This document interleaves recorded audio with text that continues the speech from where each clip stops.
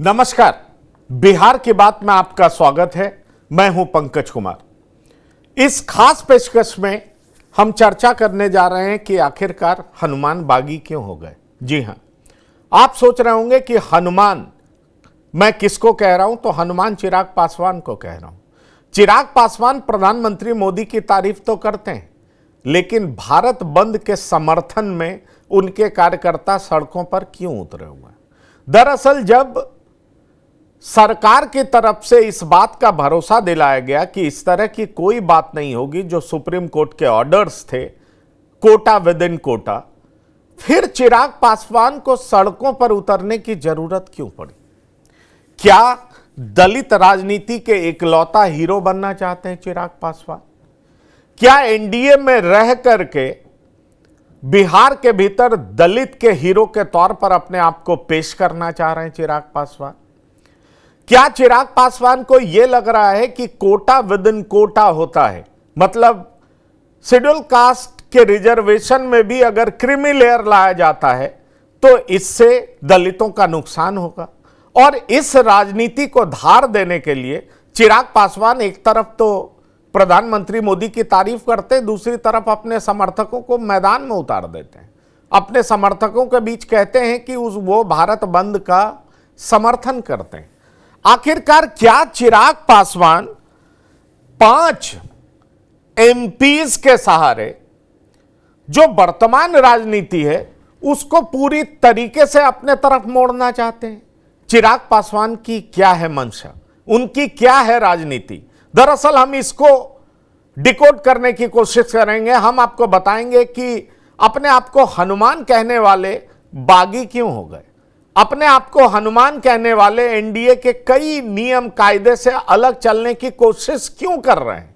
आखिरकार उनकी राजनीति की ये कैसी धारा है जिसको हम पहचानने की कोशिश करेंगे, और हम आपको बताएंगे कि चिराग आखिरकार क्या करना चाह रहे हैं। लेकिन दूसरी तरफ हम आपको बता दें कि दलित पॉलिटिक्स के ही दूसरे नायक, जी हां, जीतन राम मांझी, वो अलग रास्ता ले रहे हैं।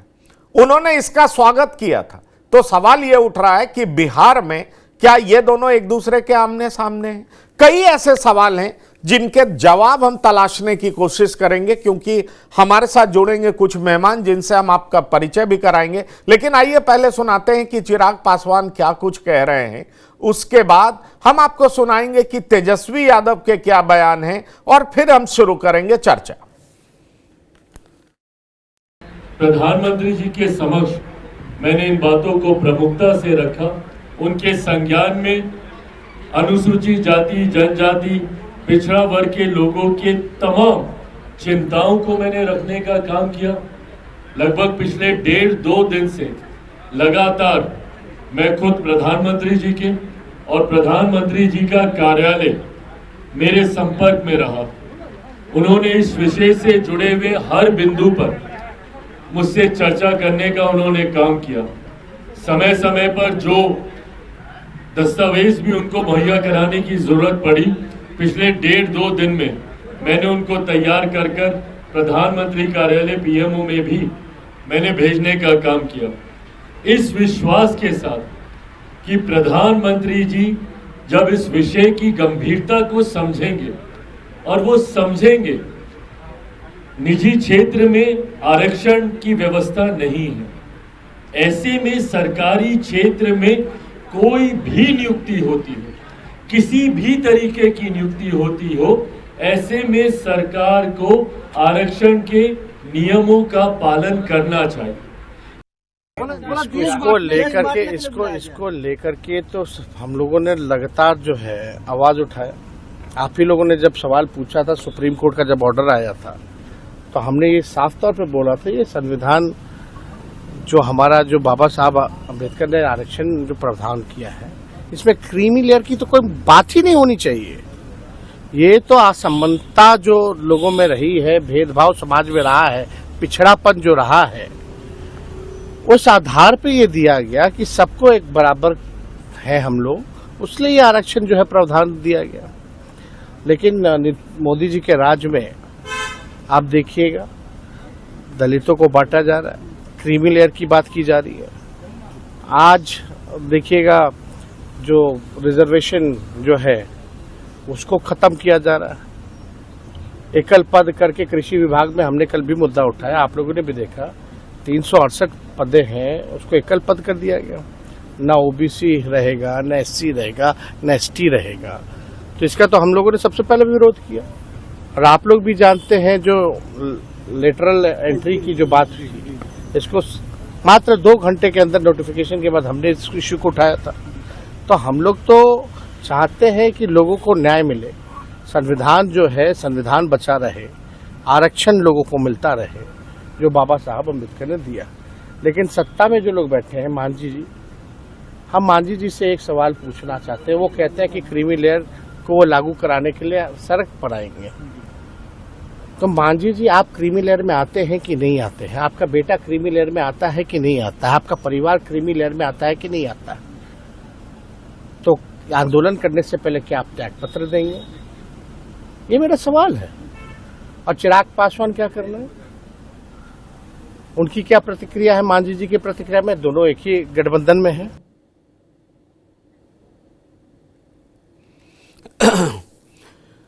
तो देखिए, दरअसल जो तेजस्वी यादव हैं, बिहार में विपक्ष के नेता हैं, उन्होंने मांझी जी पर अटैक कर दिया और घुमा फिरा करके चिराग पासवान पर भी अटैक कर दिया। लेकिन आज चिराग पासवान ट्रेंड कर रहे हैं। कई लोग कह रहे हैं कि गठबंधन में रह करके भी अपने हक की आवाज बुलंद करने में चिराग पीछे नहीं हटते, भले ही उसका खामियाजा उन्हें जो भी भुगतना हो।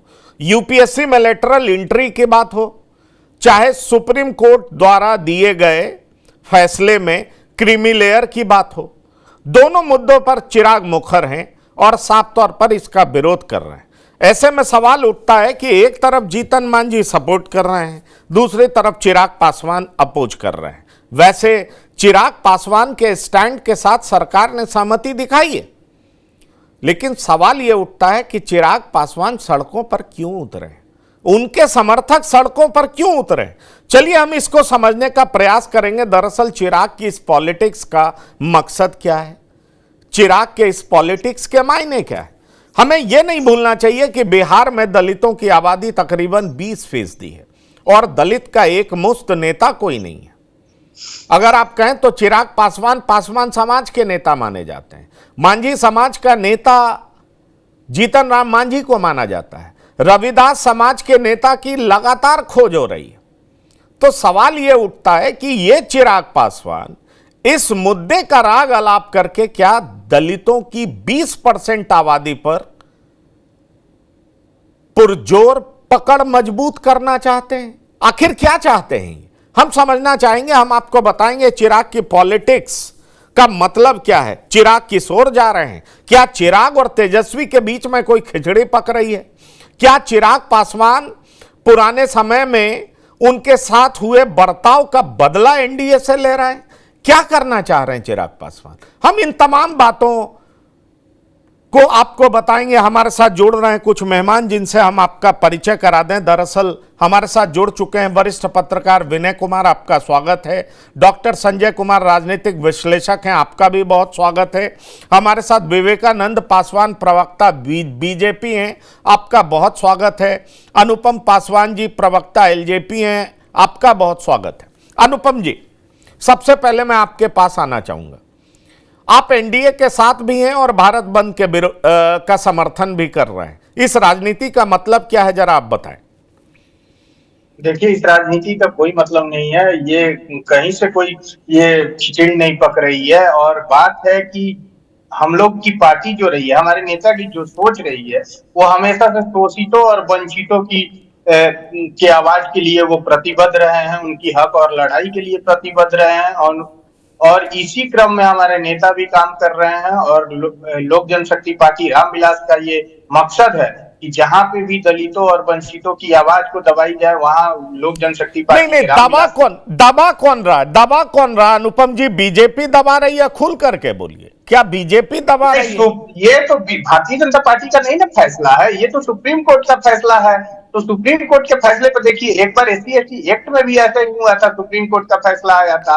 तो उसमें भी पुनर्विचार याचिका हमारी पार्टी लोक जनशक्ति पार्टी ने दायर की थी। और वैसे ही सुप्रीम कोर्ट का फैसला, यहाँ बीजेपी का मामला कहाँ है? यहाँ तो मामला है सुप्रीम कोर्ट का मामला है ये, इसलिए हमारी लोक जनशक्ति पार्टी समर्थन कर रही है ताकि पुनर्विचार करे सुप्रीम कोर्ट और लोगों के आक्रोश के लोगों के भावनाओं को समझे और समाज के साथ लोक जनशक्ति पार्टी रामविलास वंचित समाज के साथ है, इसलिए लोक जनशक्ति पार्टी के नेता प्रखर आवाज बने हुए हैं। लेकिन तेजस्वी यादव कह रहे हैं कि किस तरह का विरोध है? आप जीतन राम मांझी तो सपोर्ट कर रहे हैं, समझ में आता है, आप किस तरह का विरोध करते हैं? और मोदी के राज में ये सब हो रहा है। तेजस्वी यादव आपको भी एक्यूज कर रहे हैं, वो कह रहे हैं ये विरोध और फिर गठबंधन में बने रहने का मतलब क्या है?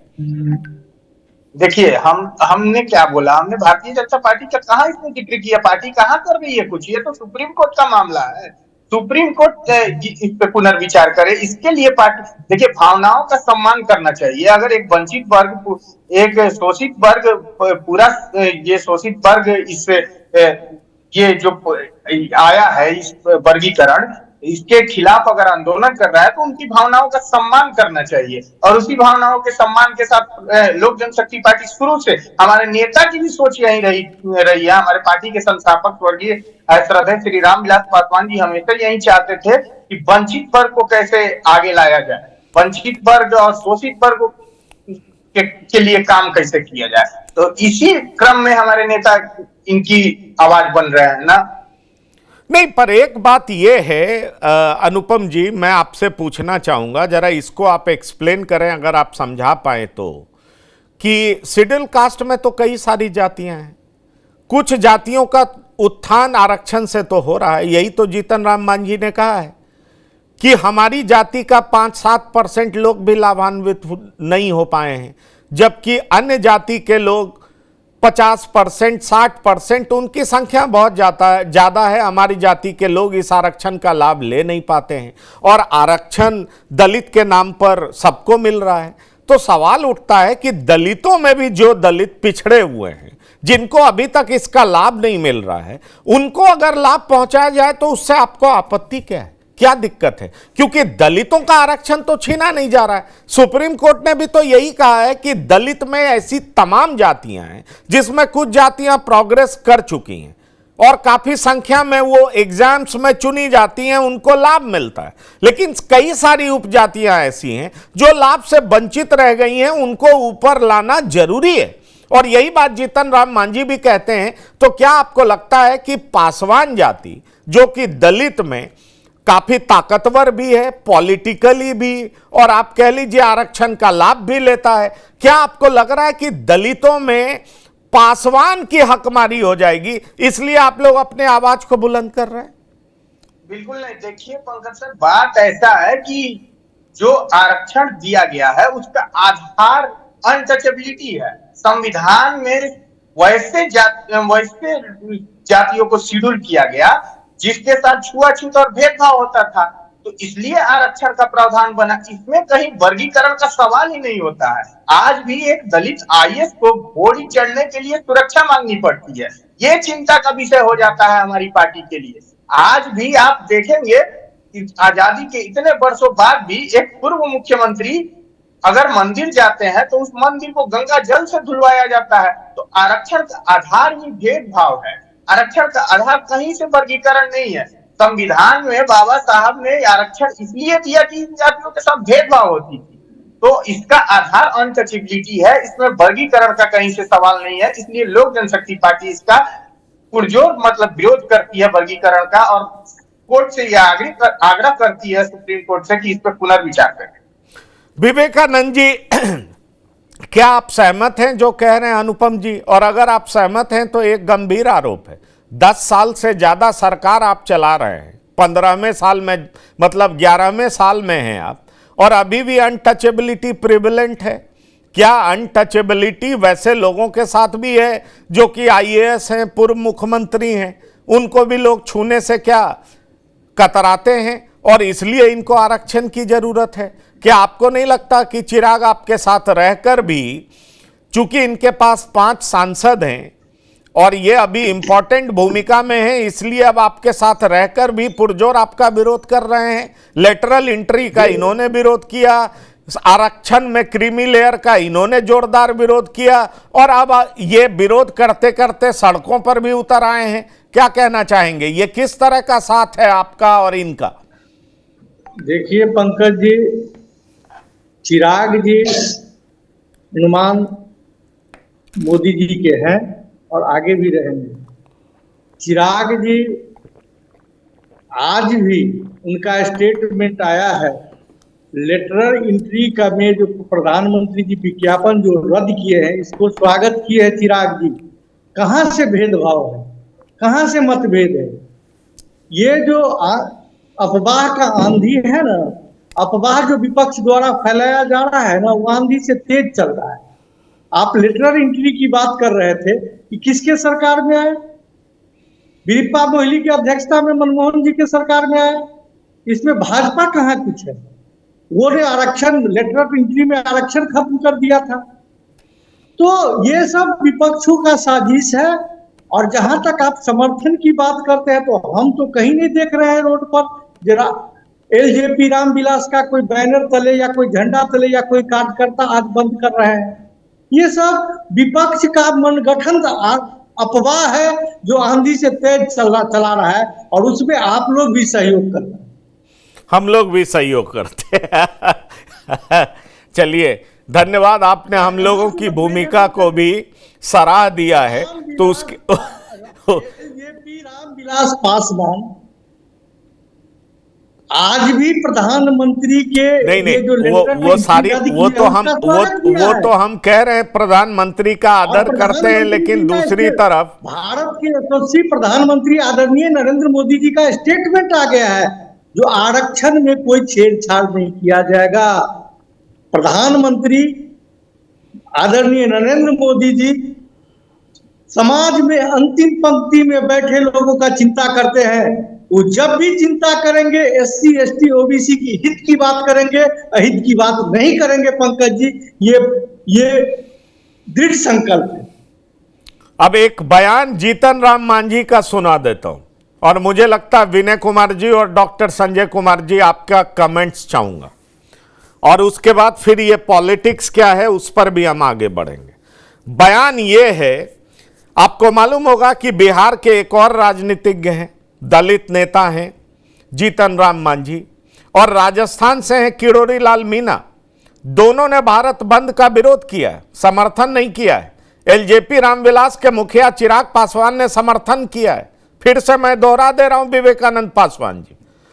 अब सवाल यह उठता है कि जीतन राम मांझी कह रहे हैं कि जो लोग आज बंद का समर्थन कर रहे हैं वो वही हैं जिन्होंने पहले भी आरक्षण के नाम पर अपनी स्थिति को मजबूत किया और बाकी दलित समुदाय को पीछे छोड़ दिया। मांझी ने कहा कि कई दलित समुदाय के लोग अभी भी अत्यधिक गरीबी में जी रहे हैं, और जबकि कुछ अन्य लोग जिन्हें उन्होंने D4 कहा, आरक्षण का लाभ उठाकर बेहतर जीवन जी रहे हैं। उन्होंने कहा कि हमारी 18 जातियां अलग है और हम अलग आरक्षण की मांग करते हैं। यह जीतन राम मांझी के स्टेटमेंट। और यही नहीं कहा, विशेष लोग इस आंदोलन को अपने स्वार्थ के लिए चला रहे हैं। कुछ संपन्न दलित झूठी बात करके आरक्षण खत्म करने का भ्रम फैला रहे हैं। विनय कुमार जी, एक तरफ जीतन राम मांझी ये कह रहे हैं, दूसरी तरफ चिराग पासवान समर्थन दे रहे हैं। पहली बार दिख रही है कि कोalition की गवर्नमेंट मुश्किल में है, उसको भी अपना जो सर्कुलर निकाली थी यूपीएससी उसको विड्रॉ करना पड़ता है, सरकार के एक मंत्री को एक्सप्लेन करना पड़ता है। और समझिए कि जी हाँ, बोलिए विवेकानंद पासवान जी, आप कुछ कहना चाह रहे हैं, बोलिए। पंकज जी, एक मिनट, एक बात मैं कहना चाहता हूँ जी। आरक्षण में क्रीमी लेयर की बात कौन किया है? सुप्रीम कोर्ट ने किया है ना। हाँ, न कि भारत के प्रधानमंत्री जी के स्टेटमेंट है, हाँ, न भारत सरकार का कैबिनेट का ये जो फैसला है, ये तो सुप्रीम कोर्ट ने दिया है ना। नहीं, पर आपकी पार्टी बोलती रही है, चुनाव कैंपेन में आपकी पार्टी और के मैंने नेताओं ने भी इस किया। तरह की बात की है, भारत के ये जान प्रधानमंत्री, लीजिए। यशस्वी और ये प्रधानमंत्री बात का जो करना आरक्षण कुछ में कोई गलत नहीं छेड़छाड़ है। जिस तरह से है वही इसी तरह से आपकी रहेगा पार्टी तब तक। के नेता ने चुनाव कैंपेन के दरमियान इस तरह की बात की है, और यह बात करना कोई गलत नहीं है। सुप्रीम कोर्ट का जजमेंट है, फैसला है, 6-1 से पास हुआ है। ये कहिए दलित ये पॉलिटिक्स की विपक्षी मजबूरी, के पास दलित कोई मुद्दा पॉलिटिक्स नहीं की है। मजबूरी ये आपको अफवाह परेशान फैला कर रहे रही हो, वो हैं। अलग उनके बात पास है। अगर कोई मुद्दा रहता तो इस तरह का अफवाह मत नहीं फैलाते, वो चलिए अफवाह फैलाते विनय जी, मैं चाहूंगा आप आइए और जरा इस पर बोलिए। मैंने जो सवाल पूछा उसका जवाब दीजिए। क्या सवाल आपने पूछा? मैंने सवाल पूछा कि जीतन राम मांझी किस तरीके से विरोध कर रहे हैं। कह रहे हैं कि कुछ विशेष लोग इस आंदोलन को अपने स्वार्थ के लिए चला रहे हैं। वो कह रहे हैं 18 जातियां अलग हैं, हम अलग आरक्षण की मांग करते हैं। आरक्षण का लाभ उठाकर कई लोग हैं जिसको उन्होंने D4 कहा है, वो लोग आरक्षण का लाभ उठाकर के बेहतर जीवन जी रहे हैं। देखिए, बिहार में भी जब नीतीश कुमार की सरकार, पिछली सरकार जो थी नीतीश कुमार की, तो उन्होंने दलित और महादलित 2 कैटेगरी बनाने का काम किया। और उन्होंने कहा कि भाई जो कुछ महादलित हैं उनको आगे लाना है, समाज में आगे लाना है। और दलित में पासवान जाति को छोड़ दिया उन्होंने, क्योंकि आप जानते हैं कि पासवान जाति के लोग रामविलास पासवान को नेता मानते रहे हैं। रामविलास पासवान जी उस समय जीवित थे, उन्होंने उस समय विरोध किया कि भाई संविधान में जो बाबा साहेब का संविधान है उसमें तो कोई दलित महादलित है नहीं, वहां तो सब एक ही जाति है और वो जाति अनुसूचित जनजाति कहलाती है। तो भाई अनुसूचित जनजाति में क्यों विभेद किया जा रहा है? बार बार इन चीजों को लेकर रामविलास पासवान मीडिया में भी आते थे, आंदोलन भी उनकी पार्टी ने किया। आज कमोबेश उसी स्थिति में चिराग पासवान है। वो भी चाहते हैं कि इस वर्ग में कोई विभेद न हो, ये जो अनुसूचित जनजाति है ये वर्ग एक रहे, इसमें किसी तरह का विभाजन नहीं हो, लोगों का जो संविधान में पहले से मिला हुआ है वही चलता रहे। दूसरी तरफ मांझी जी का अपना अलग तर्क है। वो कहते हैं कि भाई इस समाज में भी कुछ वंचित वर्ग है जिन तक आरक्षण का लाभ नहीं पहुंचा है। तो दोनों दलों की अपनी अपनी मान्यता है। मांझी जी अनुसूचित जनजाति के जिस वर्ग से आते हैं वो अनुसूचित जनजाति में सबसे निचले तबके पर है। मांझी समुदाय सबसे नीचे तबके, उस तबके का विकास होना, उस तबके में शिक्षा का होना, उस तबके के लोगों को नौकरी मिलना समाज के हर वर्ग के लोग चाहेंगे, क्योंकि समाज बेहतर समाज तभी बनेगा जब समाज के सभी वर्गों का विकास होगा। और जब समाज के सभी वर्गों का, सभी लोगों का विकास होगा तब राज्य और देश का विकास होगा, तब तो हम विकसित भारत बना सकेंगे। प्रधानमंत्री का भी सपना है विकसित भारत बनाने का, और इसी उद्देश्य से मांझी जी भी अपनी बात कह रहे हैं। उनको भी अपनी बात कहने का हक है, क्योंकि ये बात तय है कि अनुसूचित जनजाति में कुछ ऐसी जातियां हैं जिनको और तवज्जो देने की आवश्यकता है, उनको और स्ट्रेंथन करने की, मजबूत करने की आवश्यकता है। इसका तो कोई विरोध कर नहीं सकता है। अब आप चिराग पासवान को ही देखिए, पहले लोग कहते थे पासवान की पार्टी, लेकिन उन्होंने जब दलित समुदाय से टिकट देने का हुआ तो दलित समुदाय में पासवान के अलावा भी उन्होंने समस्तीपुर से टिकट देने का काम किया। सांबी चौधरी तो पासवान समाज की नहीं है। तो जहां तक चिराग पासवान का है कि चिराग पासवान समाज के सभी वर्गों को जोड़कर चलने में विश्वास करते हैं। उन्होंने जब ऊंची जाति में भी टिकट देने का काम किया, ये महिलाओं को भी देने का काम किया। ये सारी बातें ठीक है विनय जी, लेकिन सवाल ये उठता है कि शुरुआत में जब ये सुप्रीम कोर्ट का फैसला आया तो उसका स्वागत जीतन राम मांझी ने किया, चिराग पासवान ने विरोध किया, लेकिन बीजेपी भी समर्थन करती हुई दिख रही थी, ये बिल्कुल साफ है। पर अब बीजेपी विड्रॉ कर रही है, बीजेपी को लग रहा है कि उसके पास वैसी मेजॉरिटी नहीं है बीजेपी के पास। हाँ पंकज जी, सवाल ये है कि ये आरक्षण को लेकर इस देश में भ्रम पैदा किया जाता है। आरक्षण को लेकर, संविधान को लेकर कि संविधान मोदी जी बदल रहे हैं, संविधान बदल देंगे। आरक्षण समाप्त कर देंगे। ये 2015 के विधानसभा चुनाव में भी बिहार में इस तरह की बातें उठी थी। नरेंद्र मोदी पिछले 10 साल से प्रधानमंत्री है। नहीं, और वो पिछला सारी 2 बातें साल ठीक है। तो पहले पिछला वही मैं कह रहा हूँ, वो सारी बातें ठीक। हाँ, एक मिनट हम पूरा कर दो, उसके बाद आप समझ कि पिछले 10 सालों में जब उनकी पूर्ण बहुमत की सरकार थी, उन्होंने तो आरक्षण खत्म नहीं किया, उन्होंने तो कोई संविधान नहीं बदला। लेकिन विपक्ष के लोग ये परसेप्शन पैदा करने की कोशिश कर रहे हैं कि नरेंद्र मोदी सब, भाई कहां संविधान बदला गया बतावे तो। संविधान में 100 से ज्यादा परिवर्तन हुआ और संविधान बनने के साथ ही पंडित नेहरू के समय से उसमें संशोधन शुरू हो गया था। कोई नई बात नहीं की, संविधान में 100 से ज्यादा संशोधन हुआ है। लेकिन नरेंद्र मोदी ने क्या परिवर्तन किया, ये भी तो लोग, लेकिन चूंकि ये इतना सेंसिटिव मुद्दा है कि इसको लेकर भ्रम पैदा करने की कोशिश। जहां तक मांझी जी का सवाल है, तो मांझी जी भी जहां है वो अपनी स्थिति उनकी, वो अपनी वो सारी बात ठीक है। वो मैं विनय जी समझ गया, मैं फिर आपके पास आऊंगा। डॉक्टर संजय, एक बात बताइए, बीजेपी का स्टैंड इस सुप्रीम कोर्ट के जजमेंट के बाद, फौरन बाद ऐसा लग रहा था कि बीजेपी इसको अप्रूव कर रही है, समर्थन कर रही है, लेकिन अब आपको नहीं लग रहा कि बीजेपी विड्रॉ कर गई कल का जो यूपीएससी द्वारा जो लेटरल एंट्री की बात की गई थी, आवेदन स्वीकार करने की जो बात थी, लेकिन सरकार के द्वारा विड्रॉ कर लिया गया। सरकार अब इस बात को समझ रही है कि वो मेजॉरिटी में नहीं है और आरक्षण के इस पचड़े में फंसना नहीं चाह रही है, जिससे बीजेपी पर यह आरोप न लग जाए कि बीजेपी आरक्षण विरोधी है, दलित विरोधी है। क्योंकि आप देखिए, एक दो नेता दलितों में भी जो कि उतने मजबूत नेता नहीं है, वो इसका समर्थन कर रहे हो, लेकिन बड़े बड़े नेता विरोध कर रहे हैं।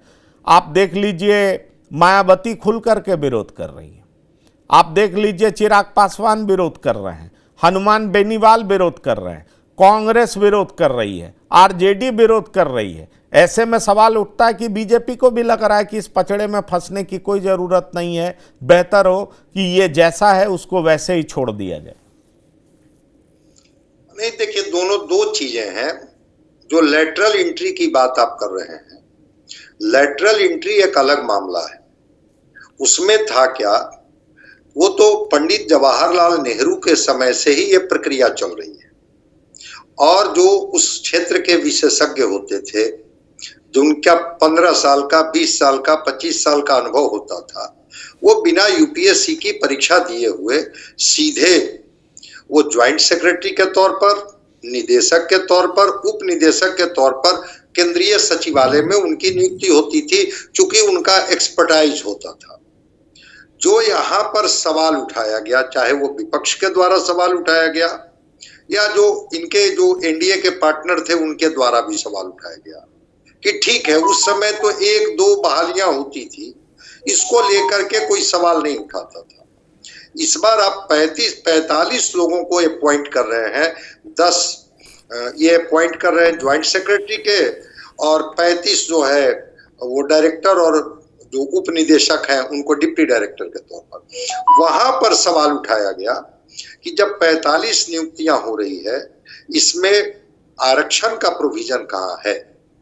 इसको लेकर के सरकार विड्रॉ की और कही कि बिल्कुल, जब हम नियुक्त करेंगे, चाहे वो एक्सपर्टाइज अपने क्षेत्र के हों, फिर भी मैं इसमें आरक्षण का प्रोविजन की बात मैं करूंगा। तो लेटरल एंट्री को लेकर के जो इनका विरोध था कि फिर रिजर्वेशन का पालन यहाँ कहाँ हो रहा है, वो बात एक समझ में आती है।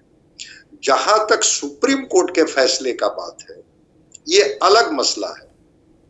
मैं जरा इसको विस्तार से बता दूं आपको 1 मिनट में कि उसमें मामला कुछ नहीं है, कहाँ आरक्षण की तो कोई बात ही नहीं है। ये होमोजीनस और हेट्रोजीनस की बात हो रही है।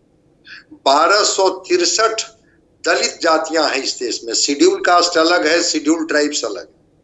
तो कहा गया कि भाई ये जो 1263 जातियां हैं जिनको राष्ट्रपति के अनुमोदन के बाद चिन्हित की जाती है, कहा गया कि राज्य सरकार भी इसको सब कैटेगराइज कर सकती है। और ये मामला कोई सुप्रीम कोर्ट ने अपने से थोड़े किया है, ये तो लगातार पंजाब का मामला आ रहा था, जो वहां के जो मजहबी सिख थे और वाल्मीकि समाज था, जो लगातार आंध्रा के जो दलित थे जो तमिलनाडु के दलित थे, उन्होंने कहा कि हमारे हिस्से में तो कुछ आता ही नहीं है, तो फिर हमारे हिस्से के लिए क्या होगा। तो 5 जजेज का bench E V Chinnaiah versus Andhra Pradesh में, वो जो संविधान पीठ थी, उन्होंने इनको आउटराइटली रिजेक्ट कर दिया था कि नहीं, राज्य सरकार को सब कैटेगराइज करने का कोई अधिकार नहीं है। अगर किन्हीं जाति को, दलित समाज में ही कोई जातियां छूट रही है, तो आप उसको बाइफरकेट करके उनको लाभ नहीं दे सकते हैं। इस बार 7 जजेज का बेंच, जिसमें एक दलित जज भी थे, गवई साहब, उन्होंने बिल्कुल स्पष्ट तरीके से कहा कि बिल्कुल राज्य सरकार सब कैटेगराइज कर सकती है, और जरा उनको आप चिन्हित कीजिए कि जो जातियां छूट रही है। अब अभी विनय जी बोल रहे थे ना, 22 जातियां दलित जातियां हैं बिहार में, आप जरा नाम गिना दीजिए तो 2200 जातियां का, आप 4, 5, 6, 7 दलित जातियों तक जाते जाते आप ठहर जाएंगे। आखिर वो दलित जाति को भी तो आरक्षण का लाभ मिलना चाहिए। आरक्षण छीना कहा जा रहा है, ये कहा जा रहा है कि जिनको मिल रहा है उनके आरक्षण की व्यवस्था बंद हो जाएगी। ये कहा जा रहा है कि जिनको आज तक आरक्षण का लाभ नहीं मिला, नीतीश कुमार ने 4 जातियों को पहले अलग कर दिया, रविदास को अलग किया, धोबी को अलग किया, पासी को अलग किया, पासवान जी को अलग कर दिए। फिर वो नीतीश कुमार पर दबाव पड़ा, वो 3 जातियों को ले लिया, पासवान जी को अलग कर दिए कि नहीं, ये महादलित नहीं हो सकते हैं। फिर उन पर एक दबाव पड़ा, फिर कहा कि नहीं, ये सारी जातियां ये दलित जाति में ही होंगी या महादलित ही होंगे।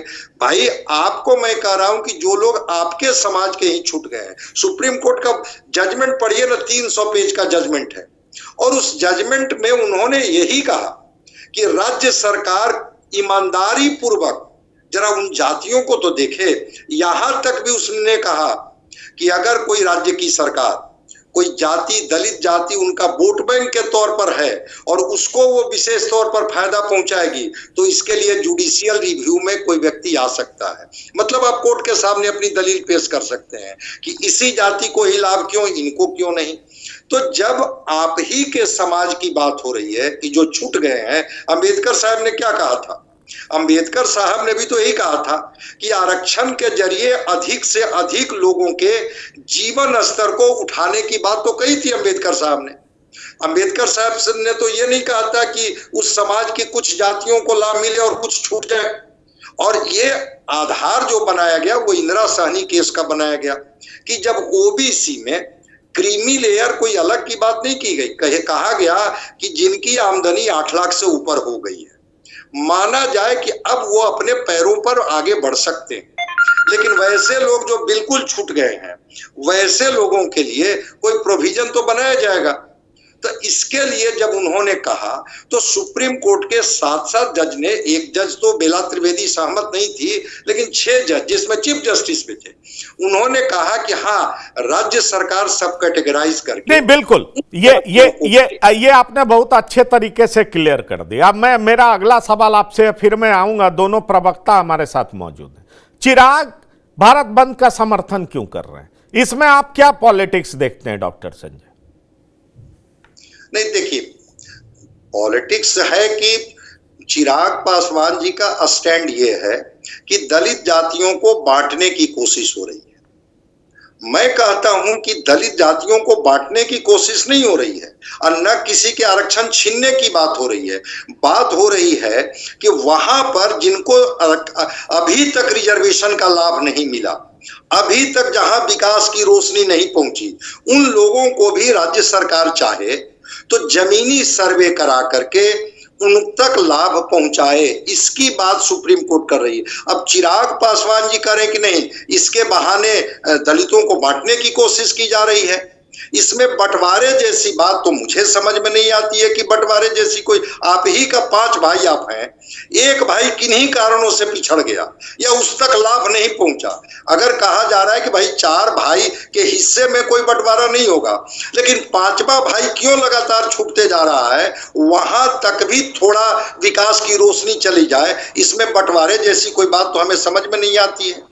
नहीं, लेकिन बात तो, विनय कुमार जी मैं आ रहा हूं, बात तो, भ्रम तो यह फैलाया जा रहा है ना कि बीजेपी आरक्षण विरोधी है, दलितों का आरक्षण छीन रही है। आपको मैंने तेजस्वी यादव का बाइट भी सुनाया। आखिरकार जब तेजस्वी यादव ये कहते हैं कि जीतन राम मांझी जी आप ही बता दीजिए कि आपके बच्चे को आरक्षण मिलना चाहिए कि नहीं मिलना चाहिए, आप इसको क्लियर कर दीजिए। सवाल यह है कि उसी जाति में मान लीजिए, मैं बड़ा स्पेसिफिक होता हूं कि पासवान में जो 8 लाख से ज्यादा कमा रहे हैं उनको क्रीमी लेयर में लिया जाए और जो 8 लाख से कम कमा रहे हैं उनको आरक्षण मिलना चाहिए। क्यों डॉक्टर संजय?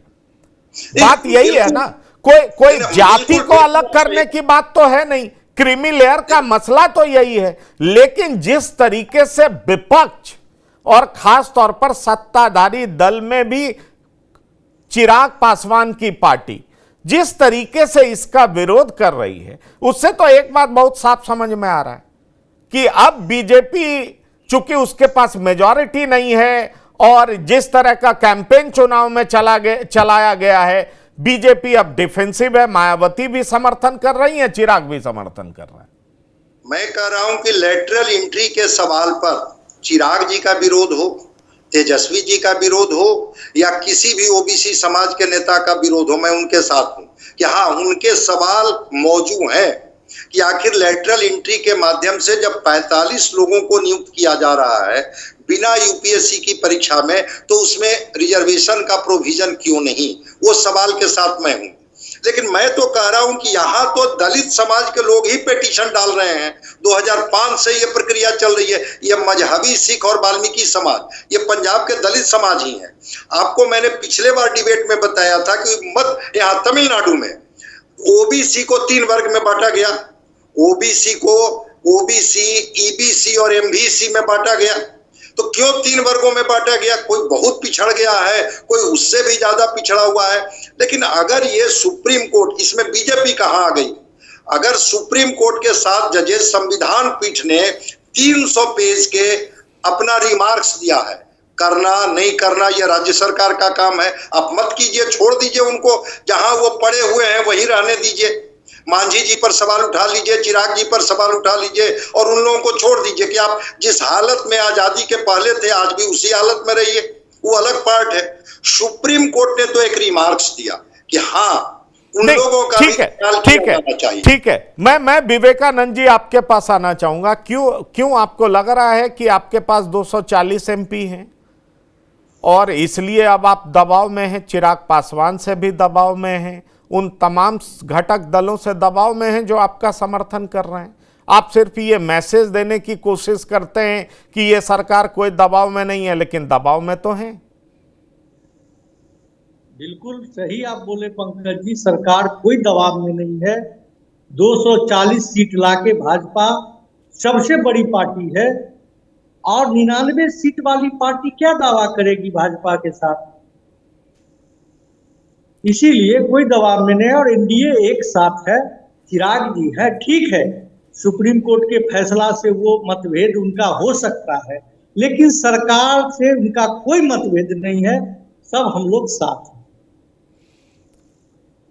आप सब लोग साथ हैं। विनय कुमार जी, ये साथ में मजबूरी नहीं दिखता आपको? अनम्यूट करिए, अनम्यूट करिए, अनम्यूट करिए। वोट की राजनीति है, लोकतंत्र में वोट की राजनीति होती है, तो हर पार्टी के नेता अपने अपने वोटों को कंसोलिडेट करना चाहते हैं। अब संजय जी ने जैसा कहा कि भाई 22 जातियां हैं अनुसूचित जनजाति में बिहार में, तो 22 में से 21 जाति को तो हम महादलित में रखा गया था, एक ही पासवान जाति को दलित में रखा गया था, दलित और महादलित जो बिहार में बनाया गया था। और वो भी पॉलिटिकल कारण से उस समय हुआ था कि भाई पासवान जाति का समर्थन रामविलास पासवान को होता है, वो वोट नहीं जदयू को करता था, इसलिए उस नीतीश कुमार ने एक अलग वोट बैंक बनाने का काम किया। जो अनुसूचित जनजाति बिहार में है, जो 22 जातियां हैं, उसमें बतार है, बोरी है, भोक्ता है, भुइया है, रविदास है, मोची है, चौपाल है, दबगर है, धोबी है, डोम है, धनगढ़ है, पासवान दुसाध जिसको कहते हैं, कंजर है, कुरियार है, धारी है, धाराही है, घासी है, हलाल खोल है, हरी है, मेहतर है, भंगी है, लाल बेगी है। तो ये इतनी जातियां मिलकर अनुसूचित जनजाति बिहार में इनका समूह है। मांझी जी का एक कहना है यही है कि भाई जो अन्य जातियां, जो आरक्षण का लाभ है वो अनुसूचित जनजाति में जो मजबूत जातियां हैं उनको मिलता है, जो उस समाज में भी कमजोर तबका है उसको नहीं मिलता है। उसको अगर आगे लाने के लिए सुप्रीम कोर्ट को निर्णय देता है तो उसका हम स्वागत करते हैं। तो मुझे लगता है कि मांझी जी भी अपने स्टैंड पर सही है, क्योंकि जो समाज में आरक्षण का तो उद्देश्य यही था न कि भाई सदियों से जो पीड़ित रहे, जो जिनको सताया गया, जिनको पूरा अवसर नहीं मिला, उनको अवसर मिलना चाहिए। तो अनुसूचित जाति में भी जो नीचे तबके के हैं उनको भी ऊपर आना चाहिए। तो इसलिए मांझी जी उसके पक्ष में। जहां तक चिराग पासवान जी का सवाल है तो चिराग पासवान और इनके पिता रामविलास पासवान जी भी कहते थे कि भाई ये संविधान से अनुसूचित जनजाति और अनुसूचित जाति बना है और संविधान में जो प्रावधान है उसके तहत इसका एक वर्ग है, इस वर्ग को नहीं बांटा जाना चाहिए। चिराग पासवान भी अपने मतदाताओं का रुख जानकर, अपने वोटरों का रुख जानकर अपनी बात कह रहे हैं। नहीं, लोकतंत्र में क्या होता है? वो सारी बात, लेकिन दो प्रमुख बातें जो हमें समझ में आ रही है वो ये समझ में आ रहा है कि दलित महादलित वर्गीकरण, इससे चिराग पासवान के पॉलिटिक्स को नुकसान पहुंच सकता है। चिराग पासवान दलितों के पॉलिटिक्स का इकलौता मसीहा रहना चाहते हैं बिहार में। जीतन राम मांझी भी उम्र दराज हो चुके हैं। अगर इस तरह वर्गीकरण किया जाएगा तो अलग अलग जाति के नेता उत्पन्न हो सकते हैं, तो दलित पॉलिटिक्स खंडित हो जाएगी और चिराग पासवान को इसकी चिंता हो सकती है। और इसी वजह से जो हमारे एलजेपी प्रवक्ता हैं अनुपम पासवान, वो कह रहे हैं कि वर्गीकरण नहीं होना चाहिए। लेटरल एंट्री का आपने विरोध किया, बात समझ में आती है, लेकिन दलितों के आरक्षण में भी वर्गीकरण का मतलब ये तो नहीं है कि किसी और को आरक्षण मिल जाएगा। आरक्षण तो उतना % दलित को ही मिलेगा ना, जो दलित पिछड़े हुए हैं, जो दलित पीछे हट गए हैं। अनुपम जी, क्या आप दलित पर एक मुश्त पकड़ कायम रखने के लिए इसका विरोध कर रहे हैं? देखिए पंकज सर, मैं बताना चाहता हूं कि आप इस चीज को समझिए कि आरक्षण का जो आधार है, मैं बार बार बोल रहा हूं, अनटचेबिलिटी है। संविधान में वैसे लोगों को शेड्यूल किया गया जो जिनके साथ भेदभाव था, जिनके साथ छुआछूत होता था। तो आरक्षण का आधार कहीं से भी राजनीतिक, आर्थिक, सामाजिक ये नहीं है। आरक्षण का आधार ही भेदभाव है। तो भेदभाव के आधार पर आरक्षण अगर दिया गया तो आरक्षण में वर्गीकरण क्यों? नहीं, इस चीज को आप समझिए ना, छुआछूत है अनुसूचित जातियों के साथ। तो छुआछूत के आधार पर अगर आरक्षण दिया जाता है तो अभी सर बोल रहे थे, हमारे वरिष्ठ पत्रकार विनय सर बोल रहे थे कि फायदे के लिए, मतलब अपने वोटरों को लुभाने के लिए नीतीश कुमार जी ने पासवान को अलग कर दिया दलित और महादलित से। अगर मान लीजिए इस तरह की बात आती है, वर्गीकरण होता है, तो राज्य सरकार अपने अपने फायदे के लिए भी अलग अलग इसको कर सकती है, वर्गीकरण कर सकती है अलग अलग। तो इसमें बांटने की क्या बात है? जब छुआछूत के आधार पे है, दलितों में वर्गीकरण क्यों? नहीं, ठीक है। आप एक चीज को फिर से मैं चाहूंगा कि इसका जवाब बीजेपी प्रवक्ता दें। सवाल ये उठ रहा है कि आरक्षण तो दलितों को ही मिलेगा ना। वर्गीकरण जो शब्द आप इस्तेमाल कर रहे हैं, दरअसल एक बड़ा क्लियर कट कैटेगराइजेशन है। जो लाभान्वित हो गए, जो सामाजिक मापदंड पे ऊपर चले गए, जिनकी आय बढ़ गई, जो आईएएस बन गए, दुनिया भर का उदाहरण है। कई सारे दलित आईएएस हैं जिनकी शादी ब्राह्मणों से हुई है। कई सारे ऐसे दलित बड़े लोग हैं जिनकी शादी ऊंची जाति के लोगों से हुई है। सवाल ये उठता है कि आप जो अनटचेबिलिटी की बात कह रहे हैं, तो वो लोग जो कि सामाजिक और आर्थिक दोनों रूप से बुरे तरीके से पिछड़े हुए हैं, जिनके पास कोई साधन नहीं है, वो भी तो आप ही के समाज के लोग हैं ना। वो भी तो आप ही के समाज के लोग हैं ना। ये आरक्षण दलित के सिवा किसी दूसरी जाति को तो जाना नहीं है। दलित कैटेगरी में जो लोग आते हैं उन्हीं के बीच जाना है और उनके बीच में आरक्षण का समुचित बंटवारा हो, सब लोगों का अपलिफ्टमेंट हो, इसकी बात की जा रही है ना। इसलिए सवाल यही है यही है सवाल कि दलित एक आईएएस बन जाने के बाद, पंकज जी, डॉक्टर बन ऐसा जाने है के बाद, इंजीनियर बन अभी जाने के बाद भी अभी के दलित को आरक्षण क्यों रखा? वर्गीकरण का आधार पर मिल रहा है, क्या ये छुआछूत नहीं है? सबको मिल रहा है आरक्षण। ऐसा तो नहीं है जो पासवान आरक्षण के लाभार्थी है और भंगी समाज नहीं है, डोम समाज नहीं है, मुसहर समाज नहीं है, सबको आरक्षण का अधिकार है। जो 22 उपजाति है अनुसूचित जाति में, सबों को आरक्षण मिल रहा है और मिल रहा है।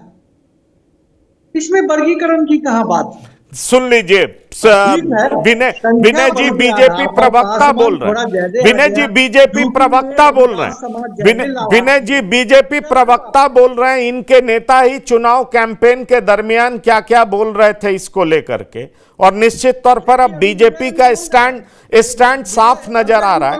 क्या क्या क्या क्या क्या विनय जी, हाँ। पंकज जी, एक मिनट आप सुनिए। अभी वरिष्ठ पत्रकार आदरणीय विनय जी बोल रहे थे, जो चुनाव में वोट के लिए भ्रम फैलाया जा रहा है, तो विरोधियों के द्वारा भ्रम फैलाया जा रहा है। चलिए, पॉइंट टेकन, हम आपकी मजबूरी समझ रहे हैं, पॉइंट टेकन। विनय जी ये बताइए, क्या इस बार चिराग पासवान अपने दूसरे रूप में दिखना चाहते हैं?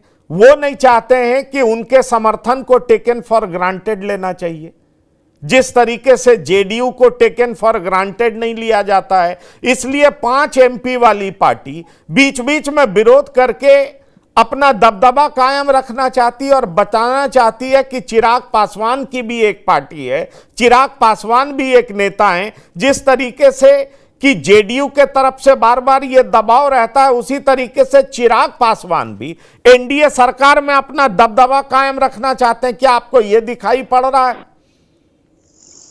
देखिए, चिराग पासवान की राजनीति को आप जब से देखिए, 2014 से वो लोकसभा के सदस्य बने, तब से उनका अपना एक स्टैंड रहा है। अब नोटबंदी के समय ही देखिए, उन्होंने एक चिट्ठी लिखी थी वित्त मंत्री को, भाई स्पष्ट करिए, 3 पन्ने का उनका चिट्ठी था। जब भी शेड्यूल कास्ट शेड्यूल ट्राइब का मामला आया, उसके लिए रिजर्वेशन प्रमोशन में रिजर्वेशन का मामला आया, और जब भी सब सुप्रीम कोर्ट का कोई निर्णय आया, तो SC ST का रिजर्वेशन इंटैक्ट रहे, उस पर किसी तरह का कोई अतिक्रमण न हो, उस पर किसी तरह का कोई हमला नहीं हो, उसके लिए सदैव चिराग पासवान मुखर रहे हैं पार्लियामेंट में। पिछले उनका 10 साल का अगर आप रिकॉर्ड देखिएगा पार्लियामेंट में उनके भाषण को, कई मुद्दों पर उनकी अपनी स्पष्ट राय रही है, और आज भी अपनी स्पष्ट राय रखते हैं, क्योंकि युवा नेता है, युवा सोच है, और आज की जो दुनिया है, उस दुनिया में जो चीज चाहिए वो उनके पास उपलब्ध है। तो मुझे लगता है कि चिराग पासवान की जो स्पष्ट बात है, अब जब बिहार को ही लीजिए तो उनका अपना विजन है, बिहारी फर्स्ट, बिहार फर्स्ट, और बिहार को आगे बढ़ाने के लिए सोच उनकी है कि भाई जब बिहार में सब चीज होते हुए भी क्यों बिहार के लोग पलायन करते हैं, क्यों बाहर जाने। तो हमारी सरकार अगर बनेगी बिहार में, चिराग पासवान का ये मानना है, तो हम पहले बिहार को केंद्रित करेंगे, बिहार में कैसे उद्योग धंधा खुले, बिहार कैसे तरक्की करे, बिहार के लोगों को अपने माँ बाप को छोड़कर दिल्ली, बॉम्बे, पटना से बाहर नहीं जाना पड़े। तो ये उनकी सोच है, और कई चीजों में उनकी स्पष्ट राय है, और सरकार से कई चीजों में उनका डिफरेंस है, ये अलग बात है। देखिए, प्रधानमंत्री के प्रति उनका आदर का भाव है, प्रधानमंत्री को अपना वो नेता मानते हैं, प्रधानमंत्री और उनका जो ट्विनिंग है वो अपने एक अलग तरह की केमिस्ट्री है दोनों के बीच में। प्रधानमंत्री भी चिराग पासवान को पसंद करते हैं, और आप याद करिए हाजीपुर की सभा में प्रधानमंत्री ने कहा कि भाई तुम इसलिए कहते हैं कि पुत्रवत देखते हैं चिराग पासवान को, और इसमें संभावनाओं से भरा है चिराग पासवान। बड़ी तारीफ उन्होंने हाजीपुर की सभा में की थी, और चिराग पासवान भी अपने पिता के मित्र के रूप में देखते हैं। वही भाव है नरेंद्र मोदी के प्रति, तो उस भाव में कभी कभी नहीं आई। लेकिन देखिए, नियम होता है। आप याद करिए कि चिराग पासवान का ऐसा संबंध नरेंद्र मोदी से होने के बावजूद भी, जब रामविलास जी का निधन हुआ और 1 साल के बाद उनका मकान खाली करना पड़ा, तो चिराग पासवान को मकान खाली करना पड़ा 12 जनपद। दिल्ली में जो लोग जा रहे होंगे पिछले 25-30 साल से, 12 जनपद का मतलब होता था रामविलास पासवान। आप दिल्ली में किसी भी गाड़ी वाले को, कार नहीं, वाले को, किसी को आप, विनय जी वो सारी बात सही है, लेकिन इन सब के पीछे पॉलिटिक्स ही है।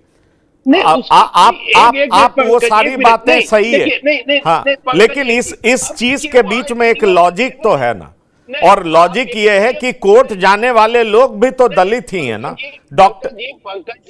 पंकज जी एक नियम बन गया दिल्ली में कि अब लुटियन जोन्स में किसी को नहीं मिलेगा मकान बिना नियम कानून के। वो अटल जी के समय से ही हो गया कि कोई नहीं मिल सकता है कि किसी मकान में आप स्मारक बना लीजिए, किसी मकान में आप संग्रहालय बना लीजिए, ये बंद कर दिया है। तो मेरे कहने का मतलब प्रधानमंत्री भी जब मुझे लगता है डॉक्टर संजय, ये हम लोग थोड़ा विषय से भटक रहे हैं।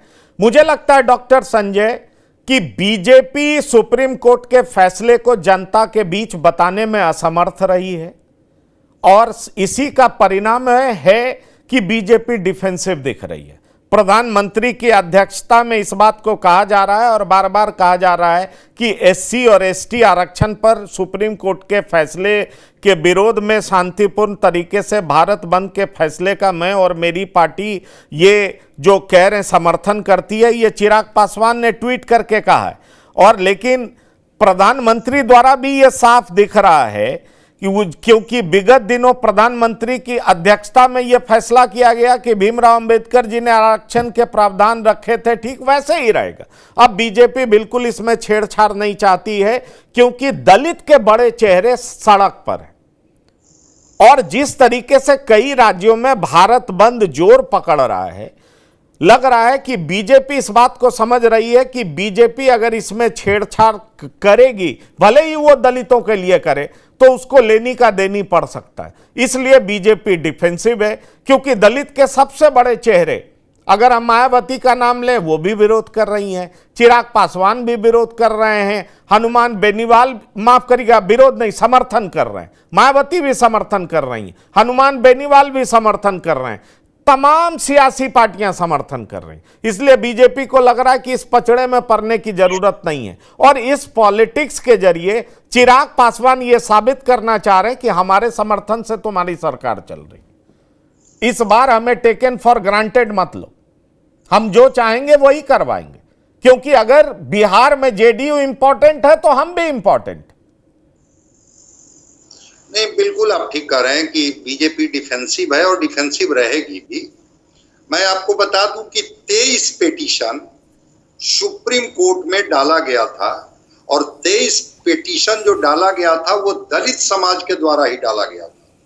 जब 2004 में, मैं फिर दोहरा रहा हूं कि ईवी चिन्नैया वर्सेज आंध्र प्रदेश के जजमेंट के बाद वो जो बेंच था, 5 जजेज का बेंच, जिसमें स्पष्ट कर दिया गया था कि आप सब कैटेगराइज नहीं कर सकते हैं। उसके बाद 20 वर्ष हो गया, 2004 से 24 के बीच में 20 वर्ष होता है, और 2020 में भी इस केस की सुनवाई की गई थी, लेकिन 5 जजेज के बेंच नहीं किया था। 2024 में सुप्रीम कोर्ट, उनके चीफ जस्टिस ने क्या कहा? उन्होंने कहा कि सब कैटेगराइज करने से जो अनुच्छेद आर्टिकल 14 है, जो समानता का अधिकार देता है, कहां उसका उल्लंघन होता है। उन्होंने एक एक आर्टिकल को इंटरप्रेट किया। बिल्कुल ठीक है, बिल्कुल आपने बिल्कुल ठीक कहा। सवाल यह उठता अनुपम जी कि जिस तरीके से प्रोटेस्टर्स को पीटा जाता है, उनके माइक वाइक को तोड़ ताड़ के फेंक दिया जाता है, छिन्न भिन्न कर दिया जाता है, क्या आपकी पार्टी इसका विरोध करती है क्या? क्योंकि ये करने वाले भी तो उसी दल के लोग हैं ना जिनका आप समर्थन कर रहे हैं। क्योंकि हम कई सारा विजुअल्स देख रहे हैं, माइक तोड़ देना, तमाम चीज फोड़ देना, और खास तौर पर पटना में जो भी प्रोटेस्ट करता हो, चाहे शिक्षक हो चाहे कोई भी हो, उस पर डंडे और लाठियां बरसाई जाती हैं। क्या आप इसका भी विरोध करते हैं? देखिए, बिल्कुल, अगर मान लीजिए कि कहीं भी आंदोलन होता है तो कुछ लोग होते हैं जो उपद्रवी तत्व घुस जाते हैं आंदोलन में और ऐसा कार्य करते हैं जो पुलिस को ऐसा करना पड़ता है।